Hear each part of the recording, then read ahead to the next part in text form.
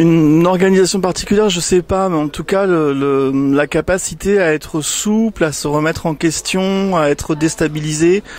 L'organisation actuelle est toujours en recherche, elle ne m'a pas été apprise, j'invente vraiment ma pratique. C'est assez chronophage, il faut trouver les bons outils. Avec l'expérience, on arrive assez vite à anticiper. Alors d'abord une discussion familiale avant d'accepter le poste, parce que l'organisation d'un internat, les volumes horaires sont pas les mêmes, l'amplitude horaire n'est pas la même. Et ça demande beaucoup d'énergie de trouver des manières originales, de mettre les élèves au travail dans des activités qui ont du sens pour eux, qui ne soient pas seulement des activités formelles, académiques. Donc de trouver des manières non académiques, de faire travailler des compétences académiques, ça demande, je trouve, pas mal d'énergie, et en même temps le vrai plaisir il est là. C'est-à-dire que nous, sur Brest, la classe relais fonctionne en temps partagé, à savoir qu'on accueille les élèves de demi-journée et le reste du temps, ils sont sur leur collège de rattachement. Donc l'organisation particulière, c'est déjà de collaborer avec de nombreuses équipes. Ça c'est intéressant, mais c'est aussi contraignant parce que bon, c'est pas toujours évident. On bouscule aussi un petit peu les pratiques. Et ce qui me tient à cœur, c'est nous, on n'est pas là, on ne sait pas non plus comment faire, mais on essaye de faire différemment et de ne pas arriver dans les collèges en disant ça fonctionne pas parce que on sait pas pourquoi ça fonctionne pas, mais on cherche ensemble pour que ça fonctionne mieux. Teilhard de Chardin, il nous disait il faut cheminer avec les autres et chercher à monter avec eux.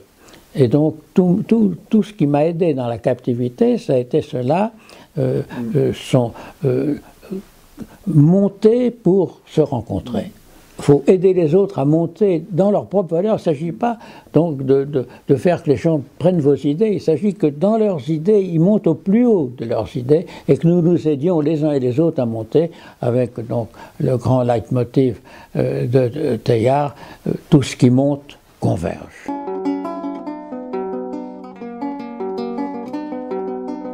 Quelles ont été vos principales ressources ? La possibilité de dialoguer avec mes collègues, mais des collègues très présents, très ouverts, la possibilité de se confier par moments quand c'était difficile, et le chef d'établissement, les deux chefs d'établissement sont très disponibles aussi, donc on a pu beaucoup dialoguer avec eux. Sûrement au niveau pédagogique, les 15 ans d'ancienneté, de travail dans l'innovation et dans beaucoup d'autres projets auparavant.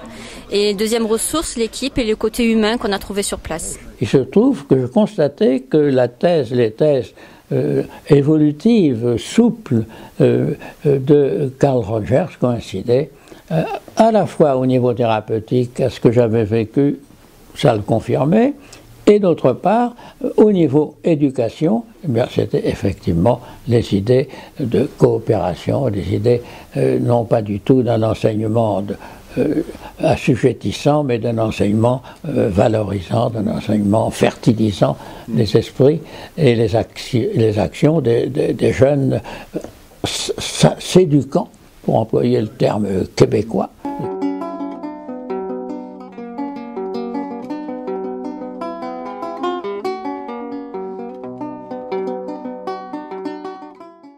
Le plaisir que j'ai, la chance que j'ai de pouvoir faire un métier qui me plaît et pour lequel j'ai envie de donner de l'énergie et du temps. Et les sans cesse renaissantes interactions avec les élèves qui sont à la fois qui peuvent être très usantes, mais qui en même temps peuvent être une énergie extraordinairement stimulante.